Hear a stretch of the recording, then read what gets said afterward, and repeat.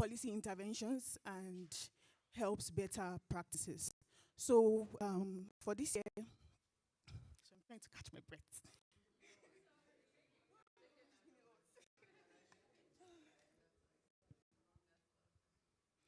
For this year, we had 145 presentations, and out of 145, we shortlisted 57. Yes, and out of that 57, today we have top 10 scorers who will be presenting your abstracts today. So just listen and interact with the authors, give them feedback where necessary, and critical feedback is very, very important. So thank you very much.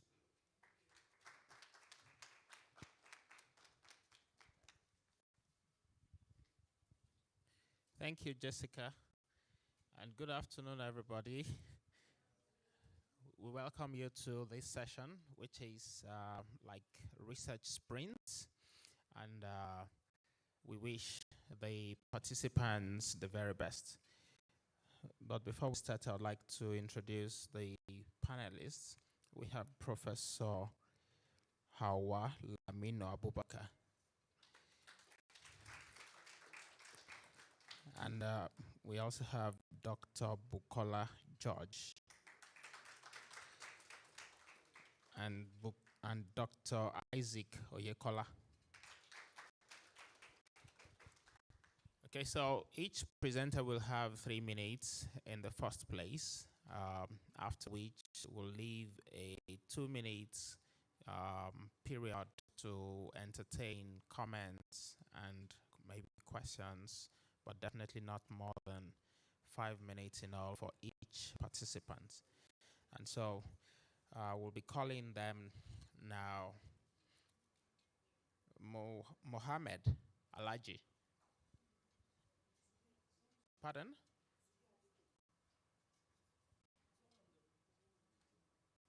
Oh, okay. It's not okay. Zubair Adegoke, over to you.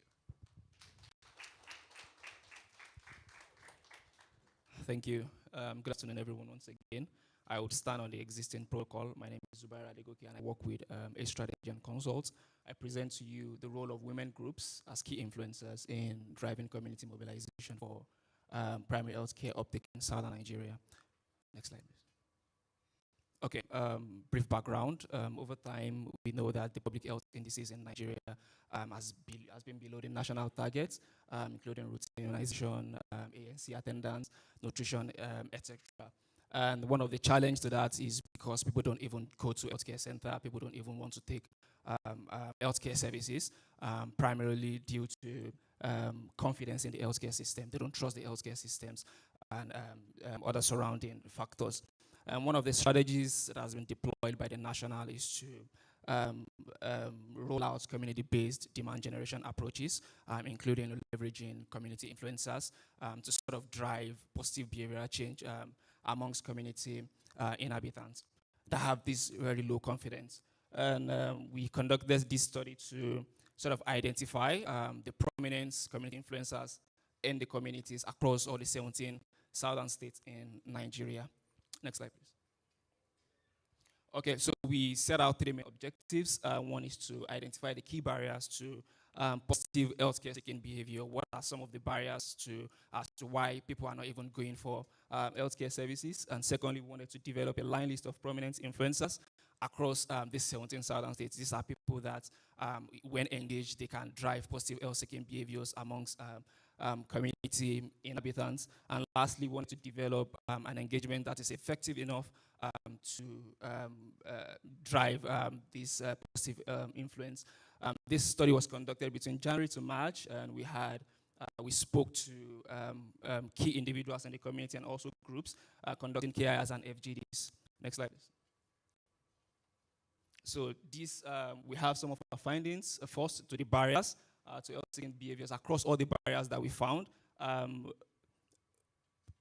Information, I can't really see this. Information and awareness barriers and also sociocultural barriers are the ones we feel the community influencers can actually address directly.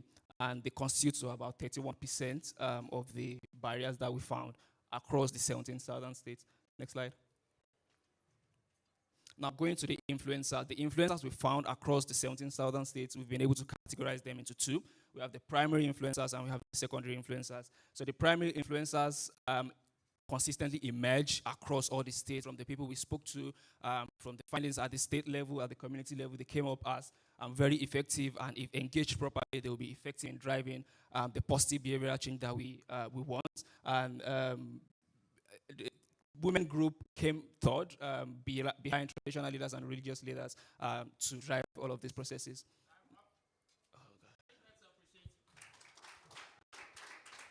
Thank you.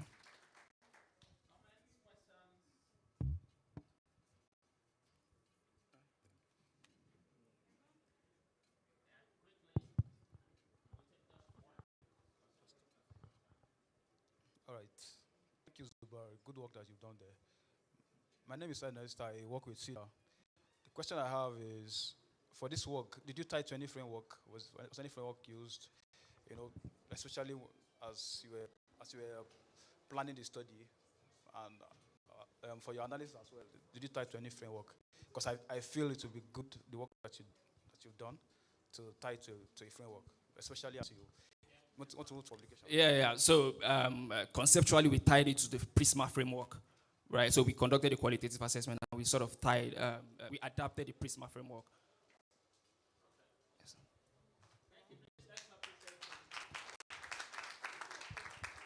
Thank you.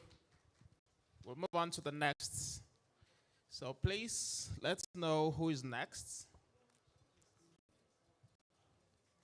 Since my list is not reliable.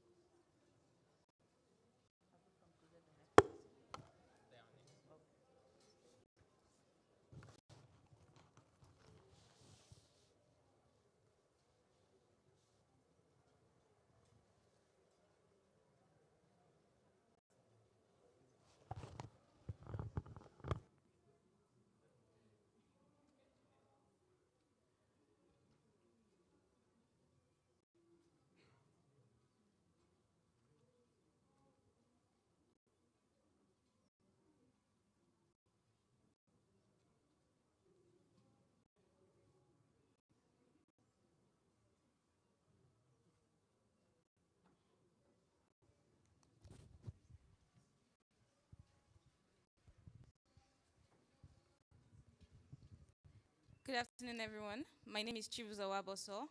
I'm a researcher at the International Food Policy Research Institute, and I will be presenting my research titled Invisible Labor, Visible Gains, Gender Dimensions of Waste Reuse and Agricultural Sustainability. Next slide, please.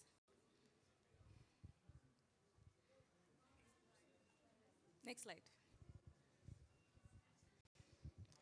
So as the title implies, this study investigates the gender dimensions of waste reuse for agricultural production, mainly in northern Nigeria, and identifies opportunities for young women across agricultural value chains. So the reason for this study is that women struggle to, more than men, in the areas that were analyzed, to formalize businesses due to limited education and other socioeconomic factors that limit them to low-level or domestic activities. Next slide. So this was a purely qualitative study conducted in 5 states: Adamawa, Borno, Yobe, and Kano. And we considered both IDPs, that's internally displaced persons, and non-IDPs. We used semi-structured interviews, focus group discussions, and key informant interviews for young women and young men within the ages of 18 and 30 involved in specific value chains. That's millet, sorghum, soybean, groundnut, and horticulture. Next slide, please. So the primary finding, or like where we base this study on, is that in rural communities, like true community-based practices, there is community members are able to transform their waste into several beneficial resources such as fertilizers and even feed. But then, which can, I put a post there, just a quote actually, which says, our waste does not contain any harmful waste such as bottles or metals. They are purely remains of grass and trees. However, despite this opportunity that exists, there are a lot of restrictive norms that limit economic engagement for young women. And they include early marriage, prioritized over education, domestic responsibilities emphasized over economic activities, restricted mobility, limited credit access, discouraged participation in formal trade networks, and even the inability to own land specifically for women. Next slide. So in the next two slides, I looked specifically into women, what the exact practices by young women and young men for both household and agricultural waste. And then I found that there is, so for women, women's labor is characterized by collection, sorting, drying, processing of both household and agricultural waste. However, they get limited economic rewards for this.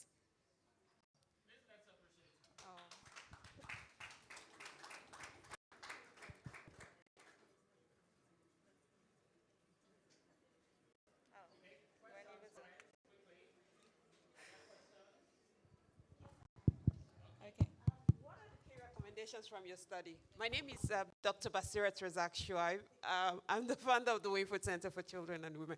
What are the key recommendations from your study? So what? I'm very grateful for that question. So I would say that the key recommendation here is to invest in women-led businesses because there's an opportunity there for more women to transform waste into different organic materials. So I'm recommending training, access to credit, and all of this, a ton of things that can be done through collaboration, through, policies, because policymakers need to make the right, there are no policies for waste management that are gendered.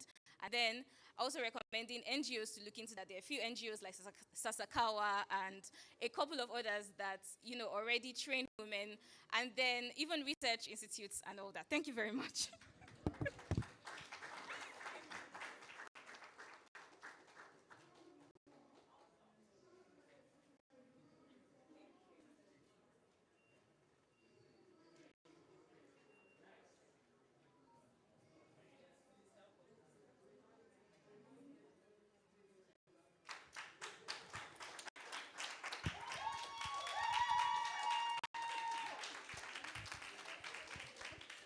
Please be reminded that you have exactly 3 minutes.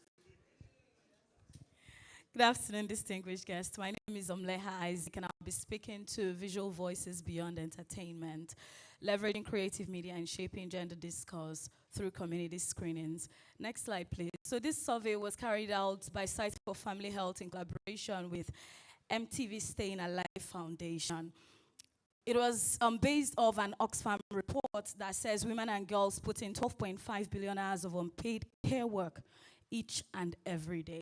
And it's a question that we should wonder, should a woman compromise her career over traditional roles? So this particular survey, next slide please, the movie Afefe is what made up this study, and it was translated to Hausa, English, Pidgin, and Yoruba. The methodology we used was airing this movie. It was a community screening, and we aired in both oral and rural areas of Lagos and Kano State. Cutting across 4 local governments each. We had cohorts of an adolescent age group of 15 to 19 years, youth group of 20 to 39. We had norm holders within the age of 30 years plus. Our total sample across board was 394 participants. And we employed surveys. We had the pre-test and the post-test. We also used emoji tools. It's a movie. So while you're watching it, let us know, are you sad? Do you feel happy while you're watching it? It was a 10-minute movie, so it was short. Next slide, please. Based on our findings and perception growth from the movie, realized more people supported female financial independence. It rose from 50% to 67%. Overall, we had this movie being recommended to a wider audience by 98% of those that watched it. Next slide. And based on our qualitative responses, I told you we had emojis, so there was a reflection of 61% sadness due to the outcome of the movie. And a quote says, "Men need to watch this film, especially my father." That was a response from one of the participants. And then next slide, please. So based off the movie, we had broader issues being raised about gender-based violence. Yes, Afefe is the movie, and it demonstrates the power of storytelling to challenge gender norms. And creativity is actually good to spark grassroots transformation. So based on Afefe, we are recommending that other digital platforms can be leveraged for this movie, and screenings should be scaled up nationwide beyond the communities we screened, and the focus should be expanded to the issues that were raised. Thank you.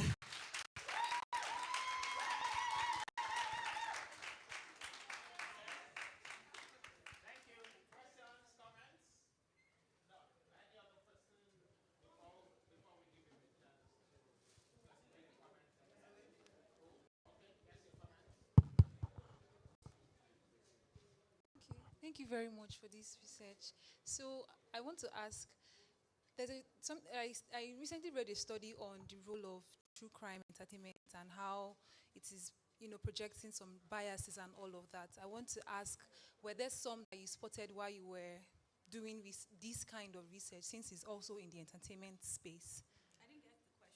So I'm asking, I read a research on the role of, true crime is an aspect of entertainment that via podcasts and all of that.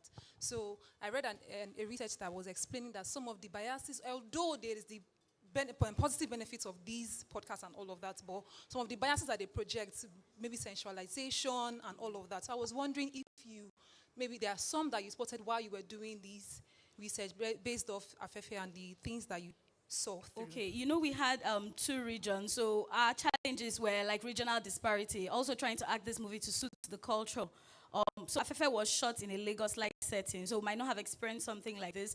But the challenge we had was for the northern region, seeking if people could be dressed. The outfit could also represent their culture. Yes, so we had this kind of situations there also, yeah. Thank you very much. You're welcome. Well done.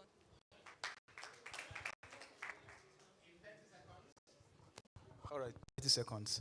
So one of the hot topics in NormShift is being able to measure impact, right? It's a hot topic. So I want to ask, did you engage in any form of impact measurement? If there was none, do you plan to do it? Because we're not talking about being able to scale it, right? To scale, you need to present those impact numbers. Yeah. Okay, so we had group discussions also in the course of this for all the participants, and then we also engaged in key informant interviews. So we had those one-on-one engagement, and then also segmenting them to clearly understand their perception, because it's one thing for you to watch a movie in 10 minutes and for you to gain all the knowledge you need for us to get that. So I think to a large extent, yes.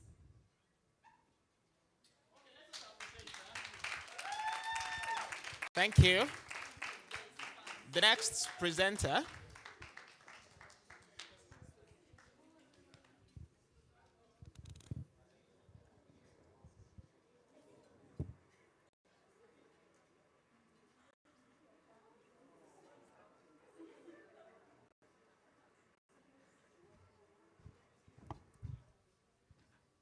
Hi everyone.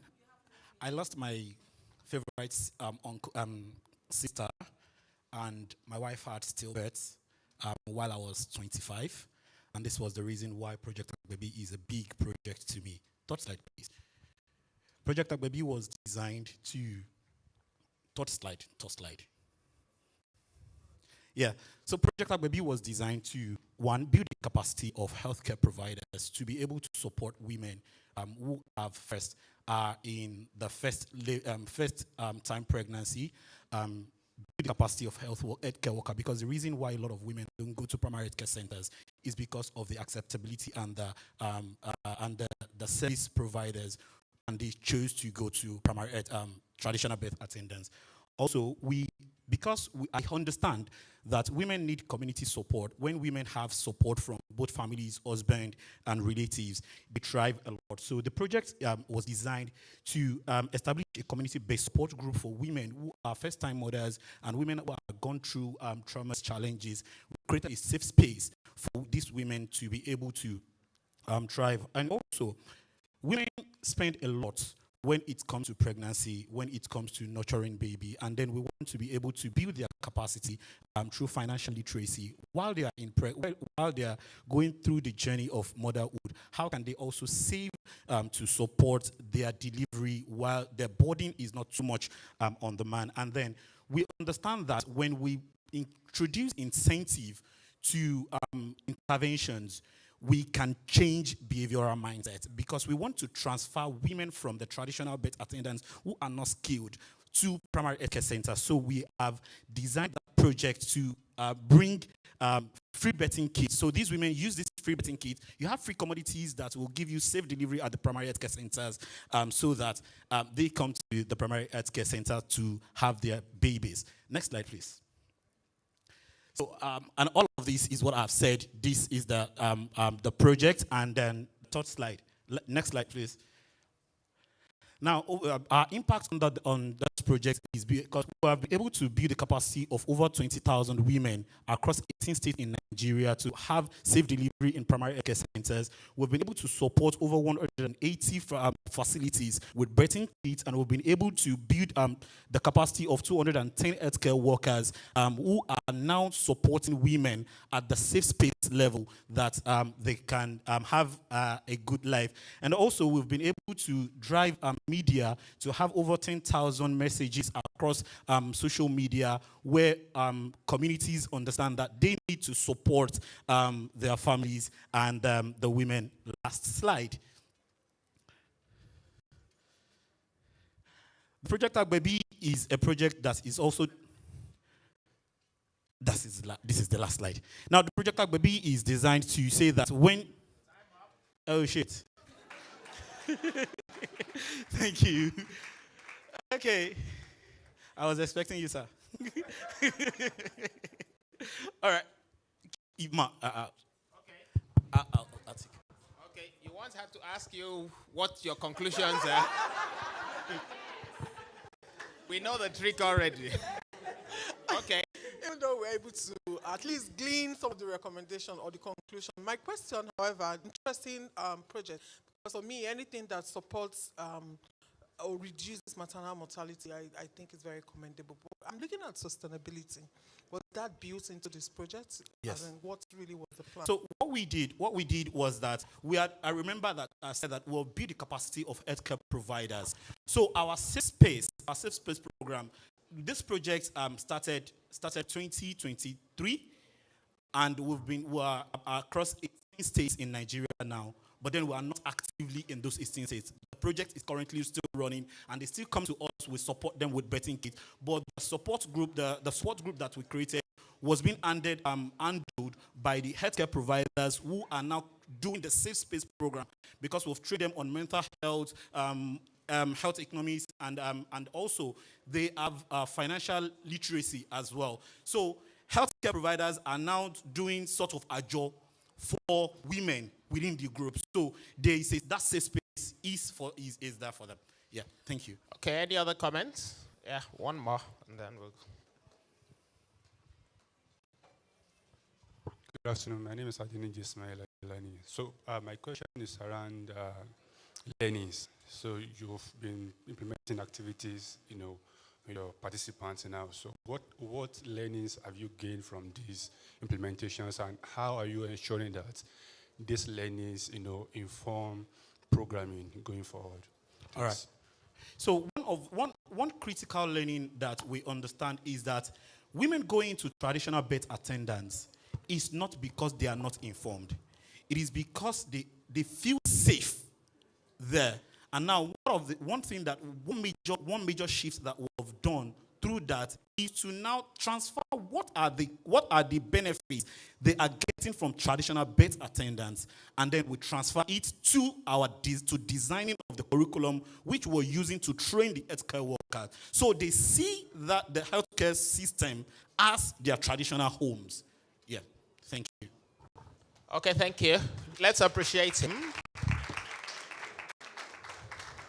The next presenter, please.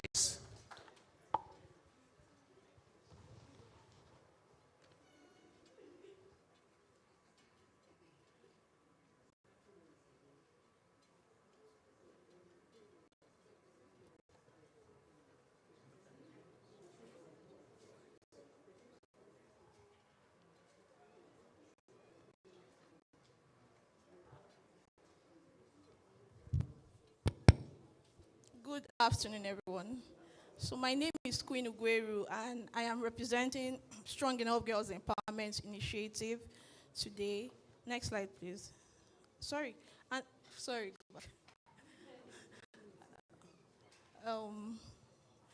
so the title of our presentation is Empowering Voices, Advancing Gender Equity Through Education. So I want to paint this scenario. We met Faith in 2022. She was about to drop out of school, and then we came into her community through the Segai Scholarship Program and saw her through school. And then now Faith goes to speak at the UN House in Abuja to add her voices to the issues that affect girls in her community. So seeing issues like girls like Faith that have, through the scholarship program, now began to implement projects in their community, we decided to conduct a study to understand the difference in the SRHR knowledge gap between girls out of school and girls in school. Next slide, please. Next slide. So we conducted a survey. Next slide. So we conducted a survey between 2020 to 2025. We used long method tracking, qualitative feedbacks from parents and staff, and a community-based survey to just understand the SRH knowledge gap between girls in school and girls out of school, their confidence level, their exposure to information, and we also obtained informed consent from them. Next slide, please. And so what we saw was a stark difference between the two groups. So we saw that for girls that were in the scholarship program, they could name at least 3 methods to avoid pregnancy. But for the girls that were out of school, that didn't have access to education, didn't have access to mentorship, they could 37% of them could only name methods of pregnancy prevention. We also saw that for girls out of school, only about 44.2% of them they didn't understand what STI was or what HIV was. Next slide, please. So this is just infographic. Next slide. And so we're recommending that SRHR programs should be scaled from in school and to out of school girls. We're also recommending peer learning models to spread SRHR knowledge, because we know that young people learn from each other, so it's important that we use them to spread awareness. Next slide, please. We also, through this survey, we've been able to see that education is not just about empowerment, it's also a means of protection for young girls. It helps them make informed choices so that they don't fall prey to things like teenage pregnancy and HIV. Thank you. Thank you. Comments, questions? Thank you very much, and excellent work, Segi, especially the scholarships for girls. I'm just wondering, and looking at it from a research perspective, do you feel your two groups were actually matched? Because you did girls on scholarships, so usually girls who are quite bright, and they're in school, compared to girls who are out of school, which means either they didn't do well in school, and they were out of school for financial reasons and all that. So do you feel it was necessarily a good comparison, or would you have preferred to use girls in the same schools but who were not on scholarships? Just Okay, so wondering. we match them based on their age and socioeconomic backgrounds. For girls in our scholarship programs, we do not select girls based on their academic performance because most of them were already till now. Yes. Okay, thank you. One more comment and then we'll move on. Thank you so much. Great work you guys are doing. So, you in one of the slides you had mentioned, the percentage as to what they were reporting. So, aside providing the girls scholarship, is there a way you put check to see the curriculum, what they're learning? Yeah, we do. We do like monthly checkups with the girls. We also go to the schools to understand like their level of school attendance and if they're actually learning. Okay. And so we All track right. also their results like after every term as well. Thanks. Okay, please let's appreciate her. Thank you. The next presenter, please.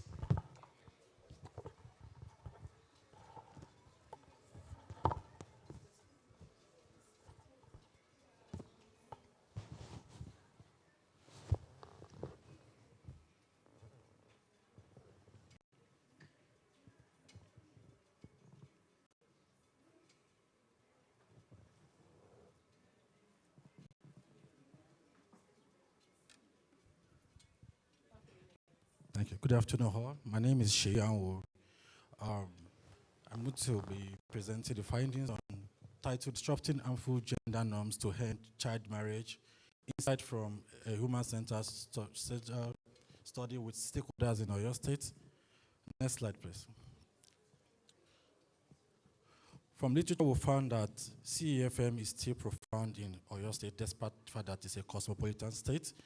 And a key factor is that it's even more prevalent among very young adolescents who are socialized typically to be typically gender roles that promote economic dependency, undermine self-efficacy, limits the ability to make independent life choices. Then 30.3% of girls in Nigeria marries or enter a union before they turn 18, and 12.3% marry before age 15. Girls with no formal education are most affected. They're likely to marry before 18 when compared to 13% among those with higher education. Then child marriage is very expensive. It's costing Nigeria $10.9 billion annually, and it correlates with decreased educational attainment and lifelong income losses. So the next slide, please. The objective is to uncover how entrenched gender norms drive CEFM among VUIs and identify the actionable strategy for change. This study is a part of a bigger study that looks at gender norms and how to affect VUIs in 5 thematic areas, which CEFM is a part of it. Next slide. So the approach we use is human-centered design framed by sociological theory, participatory workshop with 5 cross-sector stakeholders, CSOs, MGAs, and community actors were in a room telling us how CFM works in a state like Oyo State. And we had a dialogue-based group session by thematic area. Next slide. So what did we find? We found that 3 major thematic drivers of CFM in Oyo State. Number 1 is economic pressure. Poverty compares family to passive daughters as economic assets and early marriage as a financial solution. Okay. Gender norms. Girls are socialized to view marriage as a survival pathway, especially following pregnancy and to uphold family honor. The institutional failure. There's a weak enforcement of protective laws and lack of safe spaces and empowerment programs to exacerbate girls' vulnerability. The next slide.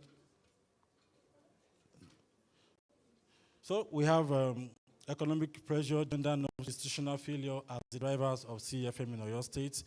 The participants, these are their comments. Once the girl is able to produce the man who is responsible for the pregnancy, the parents will say they marry them off here in Oyo State. It is a result of as a result of teenage pregnancy. Families marry off their girl because of poverty. They have. Okay. Okay. It's really a lot. All right. Okay. Comments, not recommendations. Okay. Okay, thank you so much for your presentation. Thank you. I'm sorry, my able judge. I was going to ask him the recommendations because the truth is that these issues, we know that a lot of these things exist, and I thank you for highlighting it again. But what are the recommendations, especially for rural communities, right? These things happen every day. What are recommendations, cooperation between ministries and grassroots communities or whatever else? Thank you. It's okay. Over to you. Please go to that page. Why I speak to that? Okay, we recommend that your discussion needs to keep ongoing. That's number one. Number two, there are no safe spaces for girls in your state. Those ones available are under lock and keys. So when they fall into a situation like this, they already have where to go. So we recommend that those need to be reactivated as a matter of urgency. Thank you. Okay. Okay. 30 seconds, 30 seconds.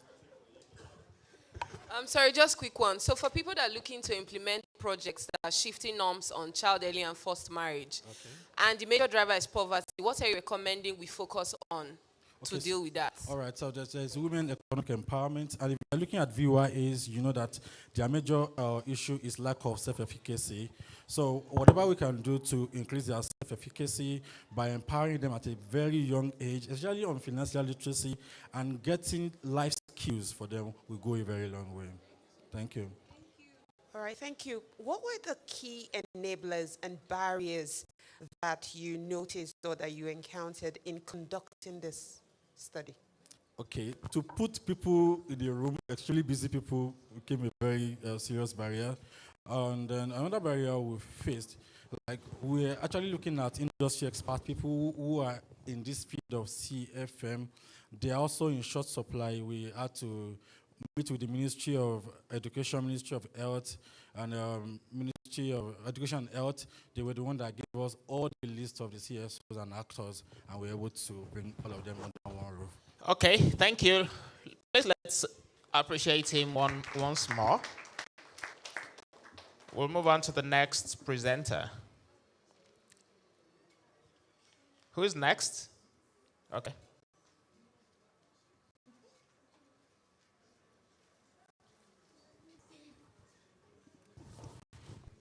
Good afternoon, everyone. My name is Salamatu Abdurrahman, and I'll be presenting our research on characterizing e-pharmacy readiness for family planning among young women in Lagos, Nigeria. So this project is conducted by Busara Center for Behavioral Research in partnership with Society for Family Health, Health Plus, and PSNF. Next slide. So we know that contraceptive uptake, especially modern contraceptive, is very low in Nigeria among both married and unmarried women, which is about 21 to 36% by the NDHS report. So what we are doing in our research currently is to try to see what are the barriers and what are the enablers that can push people to uptake family planning through digital health services like e-pharmacy. So this particular piece of work is just on the segmentation, which we're trying to see how ready are people to actually uptake these services that we are building. So if we're doing technology, we are creating all of these services. How ready are they and how willing are they to uptake them? So we used behavioral segmentation models to create personas. Just they are kind of fictional personas, so they're like, okay, examples, what are the things that we see? If I come to this room and I pick from this group of people, what personas are they? What are their traits that make them ready and make them willing? Next slide, please. So these are some of the things we did. We went across all of Lagos State local governments, but this presentation is just focused on women aged 18 to 24. We used, these are some of the things that we captured. We had like key variables that were able to segment people based on their motivation and ability. And we used our behavioral model called COMBI just so that we can see what are the capabilities, opportunities, and motivation that drive the required behavior that we need. Next. From our results, this is just our general results that we found. Our focus is on female, so all our survey participants are women, and this focus of this work is on women between 18 to 26. We can see here around FP intent. So most among this group of people, a lot of them, just very low intend to use contraceptive. And we can see here digital health services awareness is very low, even though we have here around smartphone ownership. Women have here, a lot of them have smartphones, a lot of them have access to internet on a daily basis. But still, we are seeing these discrepancies in terms of how they are aware of things like digital health services and e-pharmacy. Next. So what we did, these are our personas. Some of us might be here in terms of what we see here. So we have the ready adopters, able and unmotivated people. And we see here, this last one here, they are the largest group, unaware and constrained. So they are even unaware, and also they don't have anything, mostly they don't have the ability to push their motivation forward, and same as the willing but constrained group. Next. Okay, thank you very much. Okay.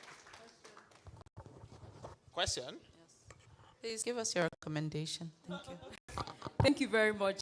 So our recommendations, please let's just move to the last slide, is that one size does not fit all. So when we are creating our solutions, we need to know like the key characteristics, the key traits that make people ready to adopt the solutions that we are creating. For ready adopters, they are very small, but they are very critical. So we need to harness their high motivation and digital connectivity so that they serve as peer influencers for their groups. The able but unmotivated group, we need to show that we need to focus on their lifestyle and say that, okay, you need this thing, these are the urgencies, this is why it is urgent, and this is how you can adapt it to your use. And for the largest group, which are the unaware and constrained, we need to start from the foundation, which is awareness. We need to create that awareness, create the access gap, like equity models. We need to create that for them instead of just focusing on digital, the big digital solutions that we have. Okay, yeah. Thank you. Thank you. Please, I would like to know how you constructed your personas to avoid bias and subjectivity. Yes, thank you very much. So our method was we used the behavioral model called FOG model. So which is that we need, people need to have motivation, and they also need ability to be able to carry out a particular action. So we had key variables, but supported by the Ford Foundation. So gender-based violence is any violence that is experienced by an individual as a result of their gender. And it has become a serious critical concern, not just in Nigeria, even around the world. But particularly in Nigeria, UNFPA reports that nearly 30% of Nigerian women aged 15 to 49 have experienced physical or sexual violence. And gender-based violence has its own impact. It does not just affect the individual, it can affect a whole community as a whole as well. So the program sought to explore the use of religious and traditional leaders, to prevent gender-based violence. And why we chose religious and traditional leaders is because they are influential in their communities. People listen to them. People, look up to them as well. And so we thought about using religious and traditional leaders. And we co-created strategies with them, through a workshop. And in the workshop, we're able to deliver it in 2 stages. Stage 1, capacity building, of course, gender roles, GBV dynamics, healthy masculinity, and also the related GBV-related laws. And then stage 2 was now the co-creation properly, where religious and traditional leaders, were grouped, and they thought about strategies that can prevent GBV in their respective communities. And just to mention that this study happened in Gombe and Enugu State. And these are just our first states. It's like a trial state to see how far, this can, go to other states in Nigeria. And then during the participatory strategy, they came up with their own kind of strategies. But we used a particular framework to identify the one that will work so well in their communities. And they came up with community dialogues, and then the religious leaders thought about, imputing GBV messages in their own sermons as well. So the project is still ongoing, but we have some early success already. So there's increase in knowledge as well, and then there are also commitment. People want to commit to become champions for GBV prevention. And one of the early story we got from there from a woman whose husband usually attends the community dialogues. He said, before this program, my husband drank a lot, sold my harvest, and left me struggling with the children. But because he has started attending those community dialogues, he now follows her to the farm, helps with chores at home, and also is learning his responsibilities. I'm hopeful this change lasts, and pray other men also learn through this program. So in conclusion, it's important that it integrates community dialogue frameworks in GBV prevention, leverage the credibility and moral authority of RTLs. Thank you.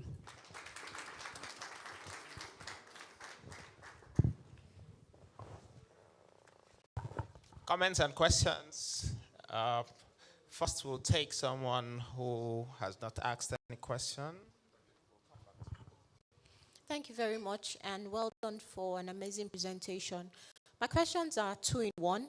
The first is your sustainability plan, and second, you talked about improved knowledge. How were you able to gauge that? Thank you. Okay, so for sustainability plan, so for those who go through the community dialogue sessions, the men and boys, so there is a pledge form that they need to sign. We want to create a GBV network. So they will be the one to drive the changes in their community. Therefore, increased knowledge, we did pre-tests for them at the beginning, especially those who went through the training. And then after the training, we also did post-tests for them as well. And there's difference in knowledge. Just I couldn't put everything here together. Okay. Thank you very much. My question is around geography dynamics. Are there any insights, that you've got from your research as a result of geographies Gombe and Enugu? Yeah. Okay, so for Gombe, surprisingly, we're thinking that we have more challenges in the north. But from what we have done, we are, the northerners are actually becoming, they are more receptive. We had a lot of challenges in Enugu because they felt they are big boys. They don't need to, especially the religious, traditional leaders. Why are we stressing them? But in Gombe, we saw that they were willing. You could see the interest in them, the drive in them. They really want to, see how they can contribute to preventing GBV. Okay. Thank you. Thank you. So I wanted to know the challenges you had during the community dialogue sessions. Okay, so during the community dialogue sessions, one of the challenges, it's not easy to gather men and boys together. So I think at the beginning, like the very first dialogue they had, so the feedback we got from them was that, what is the need for them, right? And we mitigated that by reimbursing transport. So anybody that shows up at the community dialogue, you get a reimbursement for transportation for coming. Okay. Thank you. Thank you for your presentation. So my question is on the framework that you had used. I saw the name is APPEASE. So maybe you want to throw more light on that, and if it's something, a framework that anyone working in this space could adopt for their work. Yes, so APPEASE framework is called acceptability, practicability, effectiveness, affordability, spillover effects, and equity. So the APPEASE framework helps you. So if you come up with strategies, so you prioritize them based on this particular framework. So is this something that is acceptable? Is this something that is practicable? And because during the co-creation workshops, we told them that whatever strategy you are coming up is not the one you reach out to government to help you. It is something that you should be able to do.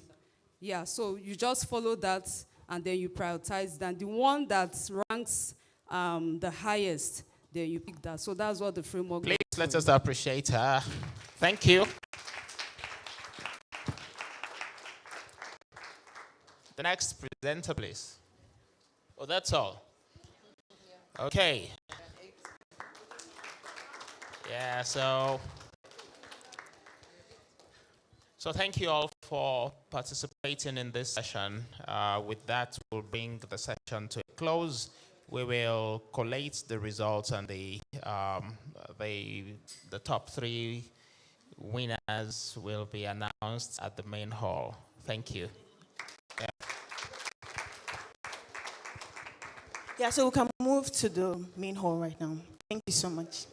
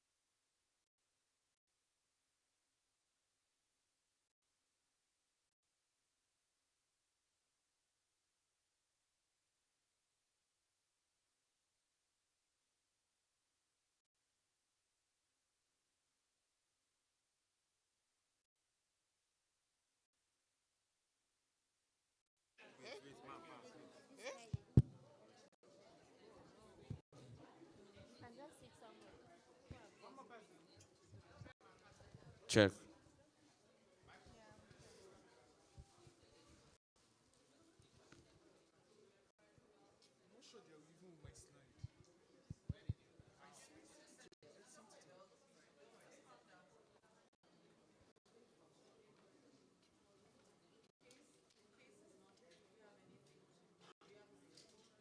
Okay, yeah, I have it.